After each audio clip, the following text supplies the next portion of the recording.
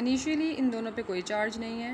ये वाला ए और बी, ये दोनों आपस में अगर टकरा भी रहे हों तो एक दूसरे को रिपेल नहीं कर रहे होते, अट्रैक्ट भी नहीं कर रहे होते, क्योंकि इनमें कोई चार्ज नहीं है। फिर हम इसको बाहर निकालते हैं बी को, और इसको किसी मतलब जैसे कपड़े से रगड़ के हम उस पर क्या करें, उस पर चार्ज कर देते हैं और उसको दोबारा से अंदर डालते हैं। फिर हम देखते हैं कि जब ए और बी आपस में टकराते हैं तो इन दोनों पर, ये दोनों एक दूसरे को क्या कर रहे हैं, रिपेल कर रहे हैं। क्यों रिपेल कर रहे हैं? जब एक दूसरे से टकराए तो दोनों पर एक जितना चार्ज आ गया, सपोज़ क्यू चार्ज आ गया इन दोनों पे, और एक दूसरे ने रिपेल किए, और ये घूमता हुआ, ट्विस्ट होता हुआ हमें रॉड इस तरफ मूव करता हुआ हमें दिखाई देता है।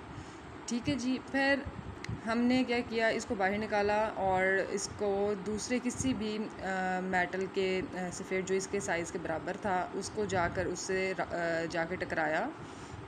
सपोज़ जो हमने ये बी है और इसको जो है वो टकराया ए से, तो उसका पहले के मुकाबले में चार्ज पहले क्यू था, उसे टकराने के बाद वो कितना रह गया, हाफ़ रह गया।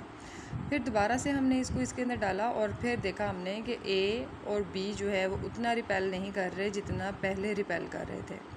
उसी तरह फिर दोबारा से हमने बी को किसी और ए के साथ जो है वो टकराया, तो उसका पहले के मुकाबले में Q/4 हो गया चार्ज, और उसी हिसाब से जब यहाँ पे इसको दोबारा लगाया गया और ए और बी ने उससे भी कम रिपल्शन शो की।